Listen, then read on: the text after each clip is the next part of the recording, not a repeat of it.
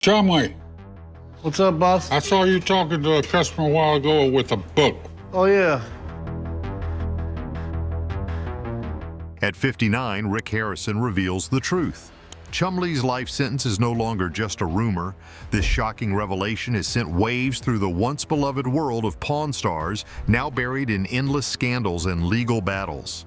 With the family torn apart and financial troubles hitting hard, the gold and silver pawn shop is on the verge of collapse. Tune in as Rick's empire spirals into chaos and the shocking truth behind Chumlee's fate finally unfolds. The family empire falling apart. Back in the early days, before the fame hit hard, Gold and Silver Pawn Shop was just another store trying to survive in Las Vegas. The old man, Richard Harrison, was the mastermind who laid the foundation.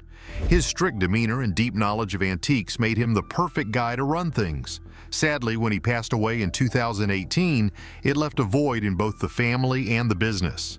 Rick Harrison, who had been the brain behind turning the shop into a television sensation, was now left to deal with the aftermath. But what happened next would challenge not only the legacy of the shop, but the bonds that held the family together.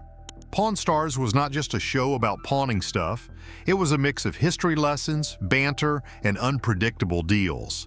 People tuned in not just to see valuable antiques, but also to watch the goofy antics of Chumlee, the arguments between Rick and his son Corey, and the stern yet lovable presence of the old man. But as the show climbed in popularity, things behind the scenes started getting messy. Legal troubles hit Rick like a truck. His own mother, Joanne Harrison, dragged him to court over the ownership of the shop. Imagine this, a family empire torn apart by lawsuits. Joanne claimed Rick had tricked her into signing away her shares when she was weak and recovering from a coma. To make things worse, she accused Rick of withholding proper financial records and keeping her in the dark about business dealings. By 2018, after Richard's death, Joanne believed she was owed a significant portion of the shop's assets, but Rick was not budging. The legal feud got nastier when Joanne went as far as filing a restraining order to prevent Rick from selling off family assets. If that was not enough drama, the shop's finances took a nosedive during the pandemic in 2020. Gold and Silver Pawn Shop, which typically raked in over $1 million a year, barely managed a fraction of that. With legal battles and financial woes piling up, Rick had more than enough on his plate. But let us not forget Chumlee, the lovable goofball who always managed to land himself in hot water. Back in 2012, he got into a street fight in Hollywood. Though he claimed it was self-defense, the incident left a bad taste in everyone's mouth. Fast forward to 2016, Chumlee's troubles hit a new low when cops raided his house while investigating a sexual assault accusation. They found drugs. We are talking methamphetamine, marijuana, and a stash of unregistered guns. Though the assault charges were dropped, Chumlee had to plead guilty to weapons and drug charges to avoid serious jail time.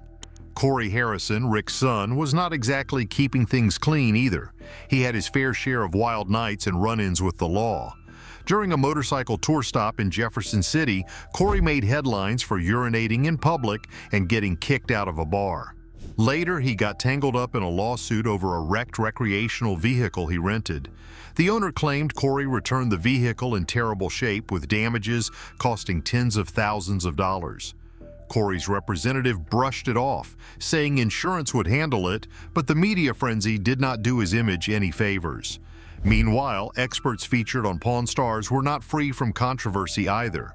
Johnny Jimenez Jr., known for his knowledge of vintage toys, got caught in a domestic violence scandal. Then there was John Resnikoff, an autograph specialist who misidentified a signature on a Godfather script. While these incidents might seem minor, they chipped away at the credibility of the show. Fans started questioning how reliable the experts really were. The biggest blow came when Drew Max, a sports memorabilia expert, was accused of fraud after authenticating fake items. With scandals stacking up, Pawn Stars began losing its original charm. The early days of spontaneous deals and genuine reactions gave way to what many believed was a scripted reality show. Fans who once tuned in to learn about history and antiques now felt like they were watching a soap opera. Even the cast dynamics changed. Rick, once seen as the savvy dealmaker, now seemed more focused on damage control. Corey and Chumlee, who were once fun to watch, became characters overshadowed by their off-screen antics. As if internal drama was not enough, external ventures also flopped. Rick tried to capitalize on the show's success by opening Pawn Plaza, a retail center near the shop. The idea was to attract tourists, but it did not pan out. Businesses closed and lawsuits followed, with some tenants accusing Rick of not providing enough support. What started as a promising expansion turned into a financial headache. Then there was the Olivia Black scandal. She joined the shop in 2012 and quickly became a fan favorite. But after nude photos of her surfaced online, she was abruptly fired. Fans were outraged, calling out the producers for being unfair and sexist. Olivia fought back by taking legal action, but the case eventually faded away, leaving another stain on the show's reputation. And who could forget the stolen coin collection debacle? In 2014, a man claimed his niece sold his valuable coin collection to the shop without his consent. By the time he realized and reported it, the coins were gone, possibly melted down. The man alleged the collection was worth $50,000, while the shop insisted it was far less. Though no wrongdoing was proven, the incident added to the growing list of controversies. Still running strong in 2025, Pawn Stars keeps pulling in fans who can't get enough of that pawn shop drama. The big news for followers of the show is a full-fledged United States tour in 2025. The Pawn Stars crew will be heading to major cities including New York City, Chicago, Los Angeles, and Miami. Fans get a chance to meet the well-known cast members, check out exclusive collections of rare and historic items, and even take part in live auctions. Special fan competitions are expected to be part of the fun, offering something interactive and memorable. Turning the whole experience into a traveling event is a fresh way to bring the excitement of the pawn shop directly to viewers across the country. For those who prefer sticking with the show on television, the broadcast schedule for the 2024 to 2025 season looks packed. Daily episodes will feature a blend of new material and the best of past seasons. These episodes highlight fascinating antiques, unique artifacts, and the well-known back-and-forth negotiations that give the show its distinctive charm. The production team has worked to keep the content varied, ensuring there is always something intriguing on screen. Not everything in recent years has been bright, though. The passing of Richard "Old Man" Harrison in 2018 was a huge loss for both the show and its audience. Known for his sharp wit and straight-to-the-point attitude, the old man left a lasting impression. More recently, in 2024, Rick Harrison's son Adam tragically passed away from an accidental overdose, marking another difficult chapter for the family. Just when things seemed at their peak, a rush of surprising transactions began rolling in, promising anything but ordinary days. $1,000,000 finds in the ordinary. Some days at the pawn shop are wild, with unexpected treasures strolling through the door. Picture this. A woman walks in holding a brooch. Nothing flashy at first glance, just a little spider-shaped pin. Turns out it is not just any brooch. This one is Fabergé. The name alone screams luxury and royal connections. The guy behind the counter takes one look and cannot believe his eyes. It is decked out with platinum, diamonds, rubies, and sapphires, all wrapped around a black onyx base. The lady figured it was worth a couple of $1,000s, but it was clear this thing had serious value. After a bit of back and forth, the offer lands at $15,000, way more than the seller expected. She tries to push for more, thinking if $15,000 is on the table, $17,000 should be fair game. But nope, the final deal sticks at $15,000, and she walks out with a small fortune for something she thought was a drawer filler. Next up, a sword. Not your ordinary antique blade, but a 16th century katana. The owner got it from a relative who snagged it during World War II in Japan. He is hoping to get $10,000 for it. The blade is a bit worn and needs some tender, loving care, but it is packed with history. An expert gets called in to check it out and confirms it was crafted by a famous swordsmith back in the day. Turns out it was made during a chaotic period when Japan was torn by civil war. The final offer lands at $6,000, which is more than the seller initially asked for. Not a bad payday for a family heirloom. Then there is the guy with silver dollars. He brings in a batch of coins inherited from his aunt. They are low-grade Morgans, heavily worn, but oddly valuable. Coin collecting is strange like that. The worse the condition, the higher the demand in some cases. He asks for $2,400 thinking he is making a good deal. But once again, honesty kicks in and he is offered $4,000 instead. He tries to nudge it up to $5,000, but $4,000 is the ceiling and he happily takes it. A different seller brings in a 1929 Chicago Cubs World Series press pin. This thing is not just rare, it is a slice of baseball history. Back in those days, press pins were the real deal. No cheap credentials, just solid metal badges that meant you had access to the game. The seller was hoping for $1,000 but walks out with $1,200 after some honest bargaining. It is one of those moments where being upfront about value pays off. There is also the story of some Napoleonic-era medals picked up by accident at an auction. The seller mistakenly bid on them and ended up paying $1,000. Turns out they are genuine Andrew medals from the early 1800s commemorating events like the storming of the Bastille. After some quick appraisal, they are valued at $2,000, doubling the seller's money in an instant. And who could forget the stop at an antique shop in Utah? While on a road trip, the shop owner stumbles across a samurai helmet priced at $300.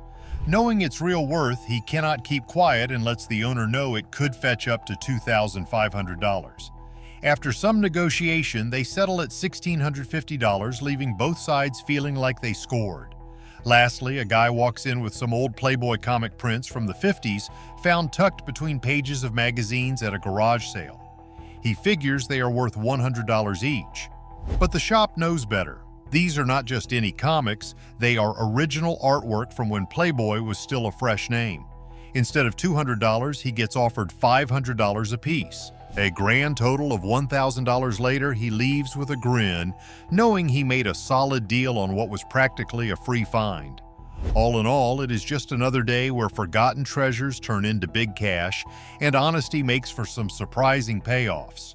From brooches to blades, each deal has a twist, keeping things lively at the shop. Then there is the guy with the vintage coins who made a surprising find.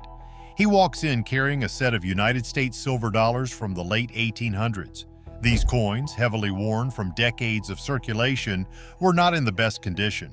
The man thought they were worth a few $100s, but when the expert took a closer look, things got interesting. Low-grade coins like these, known as lowballs, had become highly sought after by collectors. Despite their worn-out appearance, they held significant value due to the rarity of finding such low-grade coins in a naturally worn state. After some back and forth, the shop offered him $4,000 for the lot.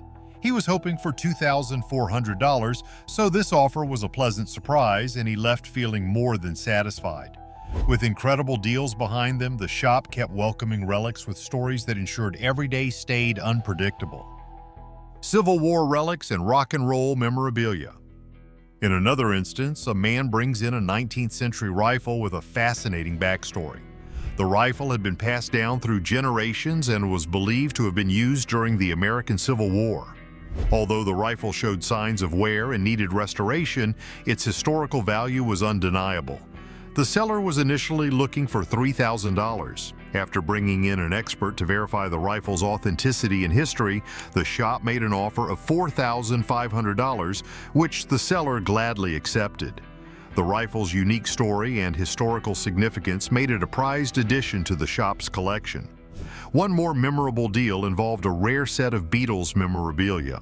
The seller had an autographed photo and a ticket stub from one of their early concerts. The items were in excellent condition and the seller was hoping to get $5,000. After verifying the authenticity of the signatures, the shop offered $8,000, citing the high demand for Beatles memorabilia among collectors. The seller was thrilled, having walked in expecting far less than what he walked out with. Another quirky item that made its way into the shop was an old jukebox from the 1950s. The seller claimed it still worked, though it needed a bit of maintenance. The brightly colored jukebox with its retro design and classic tunes caught the eye of the shop's owner. After testing it and confirming that it played records smoothly, an offer of $3,000 was made. The seller accepted, happy to see the jukebox go to someone who appreciated its charm. On a different day, a man arrived with a collection of vintage comic books. He had been collecting since childhood and had amassed an impressive assortment of first editions. Among the collection were some highly sought-after issues, including a first edition of a popular superhero comic from the 1960s. The seller was hoping for $10,000. After evaluating the collection and consulting with a comic book expert, the shop offered $15,000. The seller was stunned but delighted, as he had not expected such a high offer. Another fascinating item was a 19th century grandfather clock. The clock, standing tall with intricate carvings and a beautifully polished wood finish, had been in the seller's family for generations. He was looking to part with it for financial reasons and was hoping for $4,000. After a thorough inspection by a clock expert, it was revealed that the clock was crafted by a renowned clockmaker of the era. The shop offered $6,000 and the seller accepted, pleased with the fair price. A truly unusual piece that came in was a vintage typewriter said to have been used by a famous author. The seller had documents proving its authenticity, including a signed letter from the author mentioning the typewriter. The shop owner, intrigued by the story and the typewriter's excellent condition, offered $7,000, which the seller happily accepted. The typewriter was a unique find that would undoubtedly attract attention from collectors. Yet another intriguing item was a collection of vintage baseball cards from the 1950s and 60s. The seller had inherited the collection from his grandfather and was hoping to get $5,000. After carefully examining the cards and identifying several rare ones, the shop made an offer of $9,000. The seller was ecstatic, having anticipated a much lower offer. In a different deal, a woman brought in a 19th century oil painting she had discovered in her attic. The painting was signed by a well-known artist, and after some research, she learned it could be worth a significant amount. She was hoping for $8,000. After consulting with an art expert who confirmed the painting's authenticity, the shop offered $10,000, which the seller accepted. She left feeling elated, knowing she had made a great deal. One final notable transaction involved a vintage motorcycle from the early 1900s. The seller had restored the bike himself and was looking to sell it for $15,000. The shop owner, impressed by the restoration work and the bike's rarity, called in a motorcycle expert to assess its value. The expert confirmed that it was a rare model in excellent condition, and the shop offered $20,000. The seller, who had not expected such a high offer, was thrilled and accepted immediately. Was the shop owner too generous in these deals, or did they strike a clever bargain? Share your thoughts in the comments. Don't forget to like, leave a comment, and subscribe for more.